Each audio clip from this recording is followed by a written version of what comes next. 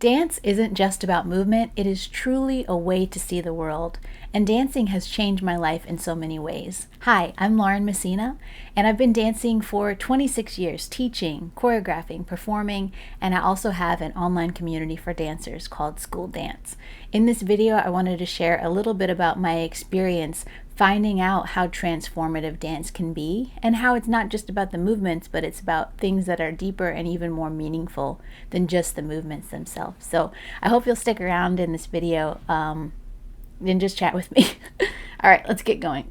So for this story, I want to describe a moment where I realized how transformative dance really was. And I'd say that was in 2020, around the time of the pandemic, when a lot of performing arts organizations were closing their doors, and the company I was dancing with, we realized that we were going to have to cancel our shows that were coming up. We'd been really excited about them, preparing for them, and the performances were coming up in, I think, only just a few days. This was in March of 2020, and we realized we were going to have to cancel these shows, and yeah, it was a really sad time, not really knowing what the future was going to be like as an artist and someone who needed to be in a building dancing in close proximity to other people.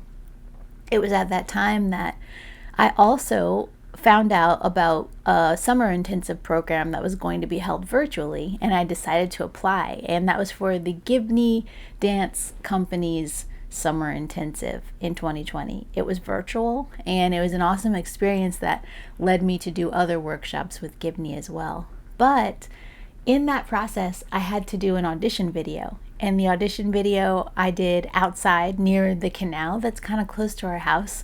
We live in Louisiana, and I did a little solo improvisation outside and had my partner film, asked him to film, and dancing outside, looking back on that moment, I think was kind of a turning point in not necessarily a realization of where dance could be, but I hadn't really danced in many other non-traditional spaces. I danced in studios and on stages a lot.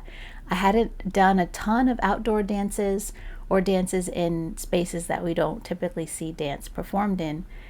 And doing that audition video led me down a path of dancing outside a lot more, especially during the pandemic. There were a lot of outdoor dance performances, but also of just finding new meaning in dance. It was in that year, later in that year, that I found out that we were pregnant with I was pregnant with our first child, and my performance path changed. It was nice to be able to stay with the company I was dancing with and still perform the small projects that they had going on during the pandemic, but also to be able to move into a new season, preparing for birth, and then working later as a parent artist and returning to the company after that. But dance for me became more than movement.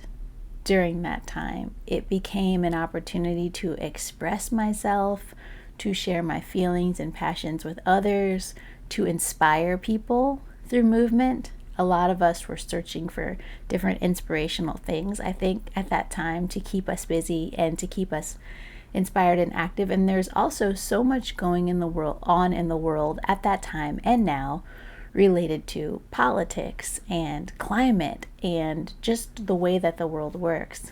And I realized even more the power and connection of movement, not just to tell stories about these kinds of topics, but to foster change and awareness and to mobilize people and bring them together. So dance has the power to transform lives by fostering self-expression, confidence, and connection. And there's 3 questions I wanted to go through today in this video. I don't think it'll be super long, but the first question is, when did you first realize dance was transformative for you? I'm asking myself these questions, but I'm also curious to know if you've had that experience. And I should say, I mentioned before, we have a school dance community. It's an online group that's for anyone who's interested in dance, whether you're an enthusiast, a practitioner, or a professional. Anyone can come in and take class with us. We have lots of free classes and also dance breaks that happen throughout the day, throughout the week, where we meet for 15 minutes and we just dance to songs together on Zoom. It's like a little informal dance party. If you are interested in joining, you can click on the link in the description. I would love to meet you there. And then I would also like to say that for me, dance, I think, became transformative, or I realized its transformative nature in grad school when I was working on a project. And I still have my thesis project here, which I don't know if anyone will ever read, but it was called Making of a Movement, Activist Dance Performance as a Path to Transformative Empathetic Learning. What even is all of that? I realized so many people had been using movement throughout history to bring people together and to create change.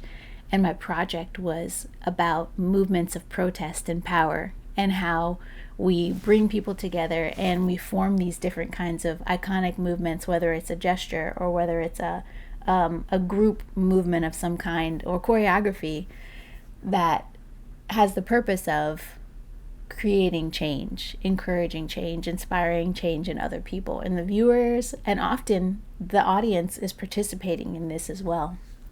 So in this process of creating this work, it was performed at the university that I was at as an MFA candidate, and the group that I worked with, we talked about a lot of things that were happening in the world regarding the 2016 election in the United States, which is where I am located, like I mentioned. And I realized just the power of these groups of people, even students, just coming together to dance and to talk about things and to move through them as a unit. And I think that having that experience was a precursor for me being able to process and come to terms with my relationship to dance during the pandemic later in 2020. Here we are, 8 years later now, after that project in 2016 and 2017. It's now 2024. We're at the end of the year. And the next question I'm asking myself is, how has this realization shaped my relationship or my careers? Why were you even interested to know? Maybe you're a dancer too, and we can have this back and forth with one another. You can leave a comment. I'd love to chat with you. Maybe you're interested in the topic of dance and just want to know what is it that these dancers are doing and why. Or you just came onto this video to find some entertainment. I don't know if this will be entertaining, but I do enjoy chatting with people, and I would love to hear about your experience as you share in mine. Dance has shaped my relationships and career. Finding out the transformative nature of dance has shaped my relationships and career, because I am now able to see the world from a different perspective. I'm now able to see that everyone can create, that dance is for everyone and everyone can dance. I'm able to see how we can make the dance world even more, what's the word? Egalitarian? Is that the word? We can make the dance world more accessible to everyone who's in it, and we can level the playing field where it doesn't feel like every studio, stage, or company is this huge hierarchy where the people at the bottom aren't having their needs met. Realizing the transformative power of dance has encouraged me from the inside. I have the ability to express, to change my mood, simply the way that I feel, to share and inspire with others, and to create changes in the world that way. But I also am led to change spaces. I've taken a lot of the dances that I've created and performed lately, and they've been done in spaces that aren't traditional dance spaces. I think traditional dance spaces now is becoming less and less of a thing.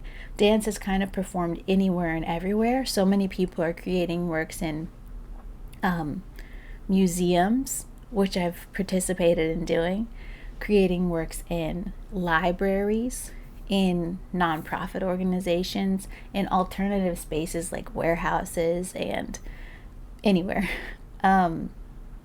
But seeing dance be taken to people in various places, it's just opened up, I think, a world where other people who weren't able to access it in the past now have a chance to view and even to participate in this thing that many of us love so much. So the third question is, what advice would you give someone disconnected from dance?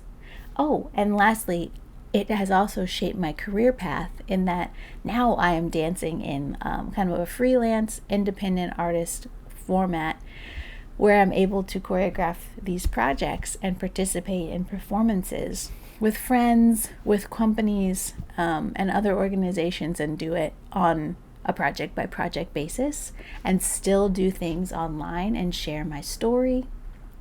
I also do some video editing on the side, which has been a nice supplemental income. But advice I would give to someone who feels disconnected from dance right now, if you're someone who has never danced before, I would encourage you to consider trying a class. Or maybe if a class feels like too much, just try moving in your own house or your own space, somewhere that feels safe and comfortable for you. I've been dancing a lot around the house, opening up space in our living room, and it's been wonderful to reconnect to my body in a way that feels safe, it feels very private, and it feels like I can reflect on a lot of things that have been happening in my life in the past year. So I would encourage you to, if not try a class, maybe try a dance break of some kind, where you just take a break. We could even do it right now, where you take a break, you find ways to move. It can be simple, it can be small. Just find ways to see how your body moves differently than it does throughout your regular day. It might also be interesting to try finding ways to make the daily movements that you do feel more like an expressive dance. So that's one way. For others that are feeling disconnected from dance, if you are already currently inside the dance world, whether you're in a company, performing, choreographing, so many different things we do, teaching, I would encourage you to pause and reflect on how you're feeling, and also maybe even if you understand or can process why you're feeling disconnected from dance. Is it a lack of community? Are you feeling like you don't have the support in the space that you're in? You're feeling isolated and disconnected within that space, and that in turn is maybe making you feel isolated and disconnected from dance itself. If that's the case, I would encourage you to find people around you that can support you on your journey. If that's not the company or the organization that you're with, or if that's not the school you're in, if you're a student, or if you are a teacher or professor of some kind, create that around yourself. We can find alternative ways to create our communities. We can create our own families, and we can create the support that we haven't felt maybe in the past. That's what I would do if you are already in a dance space. If you're feeling disconnected from dance, as in you've danced in the past and you want to return to it, I would also encourage you to get more in tune with the why and the how.